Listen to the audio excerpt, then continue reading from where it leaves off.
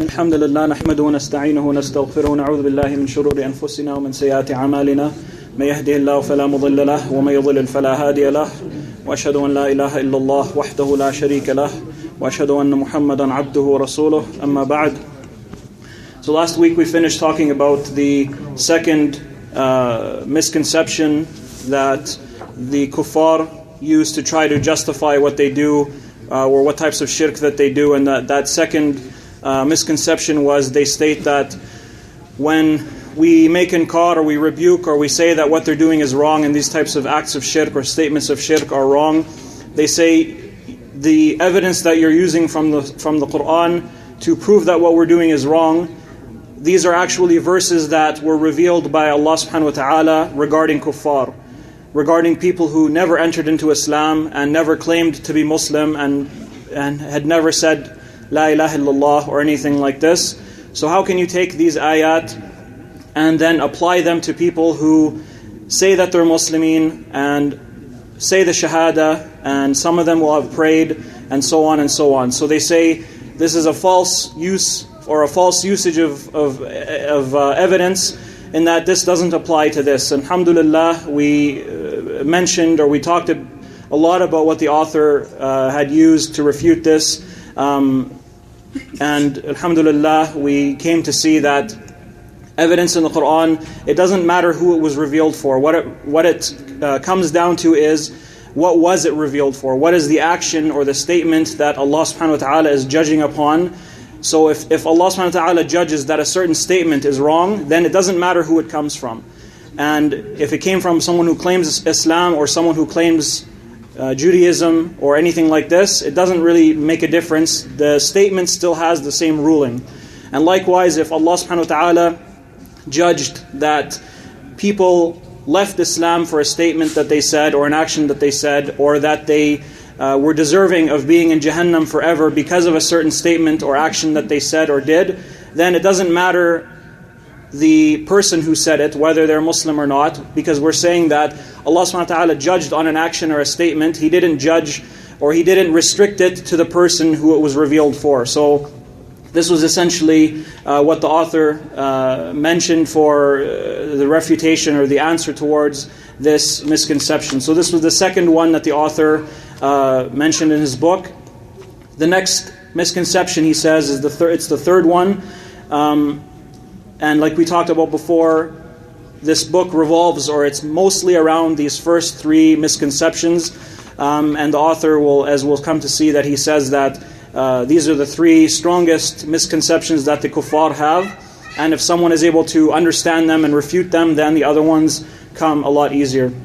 So the third misconception is that these kuffar will say that when we make dua to these people, or we make dua to these sites, whether it's a grave or whether it's at a holy place that they call a holy place due to a tree or due to their land that they're in or whatever it may be, that when they go and seek from or they perform these acts of worship in these areas, they're not seeking from these people themselves. They're seeking from Allah subhanahu wa ta'ala, and they're saying that we accept that Allah subhanahu wa ta'ala is the only one who creates and the only one who benefits and the only one who can bring about harm and the only one who sustains, and so on.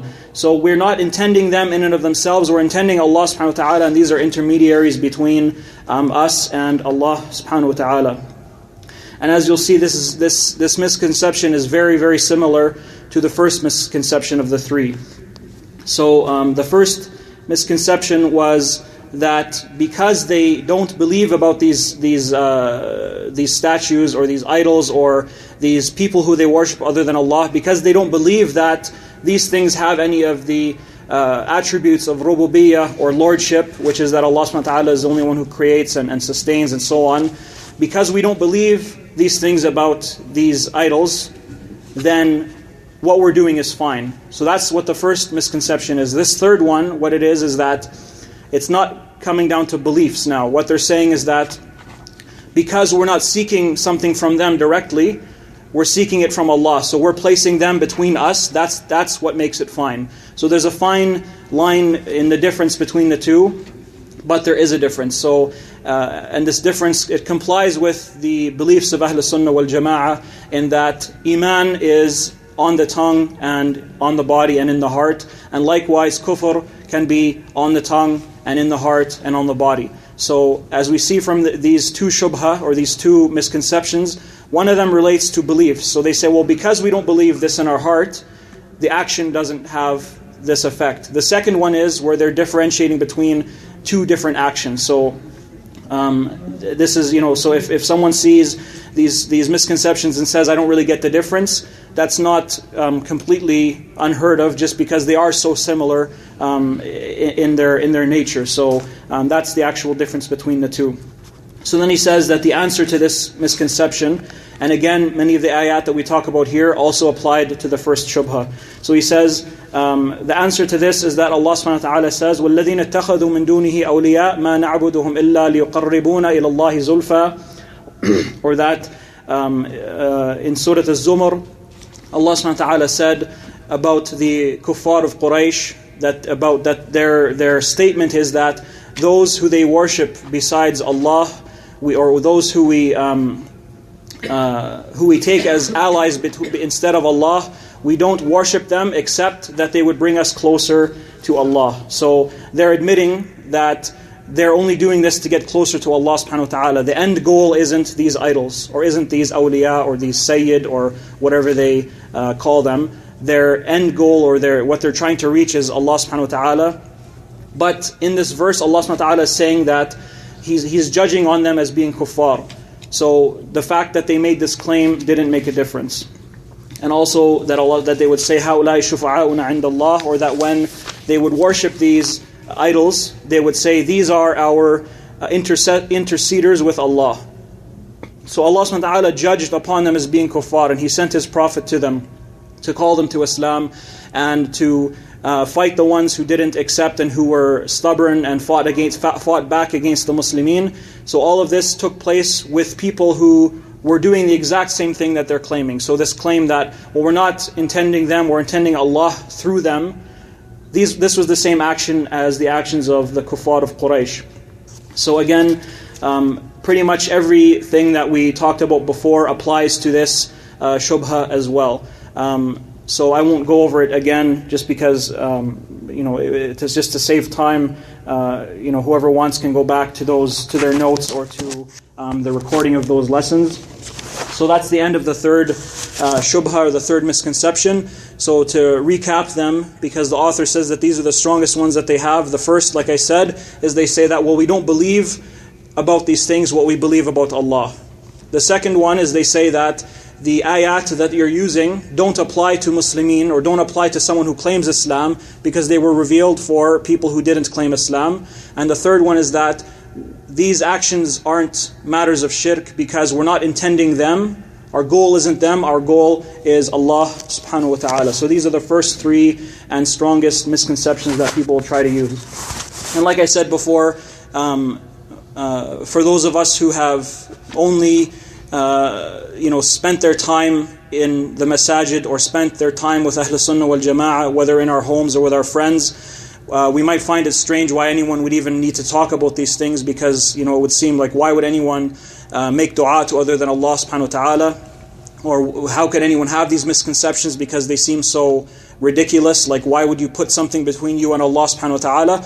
But as I talked about before, these misconceptions have remained for hundreds of years, and Allahul Musta'an, they're spreading in our city. Some of the masajid openly endorse these things, and other ones endorse them in secret, and in a number of the post-secondary places, Grant McEwen and U of A, these things are spreading. And people, there's no one really talking about them. They just kind of let it go like it's not going on, or maybe they don't know it's wrong, or maybe they know it's wrong but don't know how to kind of answer back to these things. So this is kind of the reason why we're putting so much emphasis on it, because it is actually going on and taking place in amongst us. So this is the third shubha. The fourth is, the author says that it's possible that someone, or one of these mushrikeen or these kuffar, will say to you, I don't worship anyone except Allah. And these things that we seek from, or we look for help from these righteous people, and when we make dua to them, this isn't actually ibadah. So this is the next thing that they say. They say that what we're doing isn't even ibadah now. So as you see, the arguments start from having like a strong misconception, and each one gets less and less to the point where you can see that each one is more ridiculous than the one that came before it. But here they say that, well, actually dua isn't even worship. So yes, when I make dua, or I make dua to this sayyid, or to this wali, or to this, at this grave or whatever, but it doesn't really matter because this isn't actually worship. So really anything that you bring to show that worshipping other than Allah isn't allowed really doesn't apply to me, because I'm actually not doing that. So that's the next thing that they say. So they say that this is the crux of their argument, and they say that, or that we would say to them. So this is the author saying, if you accept that Allah subhanahu wa ta'ala has obligated ikhlas upon you when you worship Him, and that it is His right upon you, obviously this person will say yes, because no one who even claims Islam, regardless of how bad they are, would say that no, Allah subhanahu wa ta'ala doesn't expect me to worship Him sincerely, that I can worship someone else. Then we would say to this person, after he says yes, I accept this, that we say, tell us or explain to us what this ikhlas or what this sincerity is, when Allah subhanahu wa ta'ala expects this from you in His worship. So then what we would say to him, if he doesn't know how to answer this, so he says, well, I don't really know the evidence for this, or I don't know the ayat in the Quran that would prove this, but I know that it is something that is obligatory upon him or upon us. Then we would say to him that Allah subhanahu wa ta'ala said, "Ud'u rabbakum tadarru'u wa khufya," or that in Surah Al-A'raf, Allah subhanahu wa ta'ala said, seek or supplicate to your Lord with sincerity and humbleness, or humbleness and out of fear. So Allah subhanahu wa ta'ala here is ordering us to do a specific action specifically for Him with specific conditions, so that it should be done with humility and should be done with fear for Him. So then if he says, or then we would say to him, so do you not accept that this is a type of worship to Allah subhanahu wa ta'ala? Then he would say, or it's impossible for him to say no. And the author says the reason for this is because he mentions the part of a hadith that says ad-du'a mukh al-ibadah, or that dua is the essence of worship. And we talked about this when we had our lessons on al-usul al-thalatha, that this hadith, it's narrated by Tirmidhi and others, that it's the Prophet ﷺ said that dua mukh al-ibadah, or that dua is the essence of worship. It's actually a weak hadith. The authentic hadith is ad-du'a huwa al-ibadah. So, or that dua is worship. Not that it's a type of worship, it is in and of itself worship. So, or it encompasses what worship is. So this is what he says that we would say to him. And then Allah subhanahu wa ta'ala, or the author then continues and says that we would say to him, if you accept that this is an act of ibadah, and you worshipped Allah, or you supplicated to Him night and day out of fear and hope from Him, then after that you sought or you supplicated to a prophet or someone other than Him, then would this mean that you have now performed an act of shirk, or that you have worshipped other than Allah? So it's a must that he would say yes. There's no other way for him to then say no. Because if he's accepted that dua is a type of worship, and that it should only be done for Allah subhanahu wa ta'ala, and then if you say to him, and if you do this every day, you do this specifically for Allah subhanahu wa ta'ala, and you don't do it, you have no intention other than Allah subhanahu wa ta'ala, and then right after that, you do it for a prophet, so you supplicate to a prophet, have you now made this prophet equal in what you were doing for Allah subhanahu wa ta'ala? There's no way except for him to say yes, because he's already accepted that this is a right of Allah subhanahu wa ta'ala, and then now he's done it for someone else. So now the point of this type of argument is you don't let the person try to get around the argument and use try to say, well, no, I didn't say that, or I don't mean that, or I didn't accept that, or those types of things. So you, at each step, you say, do you accept this or not? And you put it in a phrase where it's impossible for this person to reject it. Because if Allah subhanahu wa ta'ala is telling us to perform dua to Him, and to do it with humbleness and fear, and the hadith says that dua is ibadah, at this point there's no possible way for them to say that it's not like that. So then you've stuck them to that first point.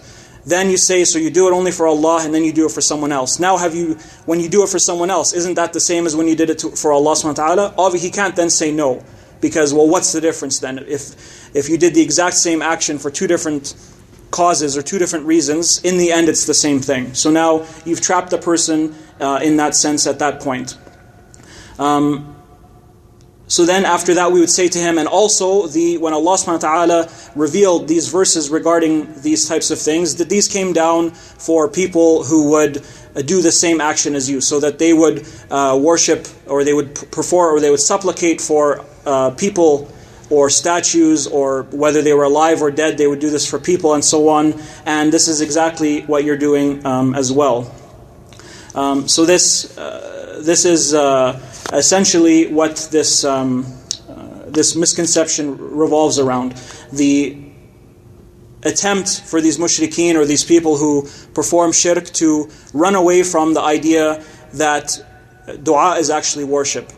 So if you tell them, well, no, the Prophet ﷺ said, not only is it, the Prophet ﷺ didn't say ad-du'a min al-ibadah, or ad-du'a naw'un min al-ibadah. He didn't say that dua is part of ibadah or a type of ibadah. He said it is the ibadah. And Allah subhanahu wa ta'ala said, وَقَالَ رَبُّكُمْ ادْعُونِي اسْتَجِبْ لَكُمْ إِنَّ الَّذِينَ يَسْتَكْبِرُونَ عَنْ عِبَادَتِي سَيَدْخُلُونَ جَهَنَّمَ دَاخِرِينَ. Or that Allah subhanahu wa ta'ala said, and your Lord said, supplicate to me and I will answer you. Indeed, those who refuse or who are stubborn concerning my worship will enter into Jahannam, until the end of the verse. So Allah subhanahu wa ta'ala said, commanded us to supplicate to Him, and then said, and those who refuse to worship me will enter Jahannam. So clearly made put dua and ibadah as almost interchangeable in that sense there.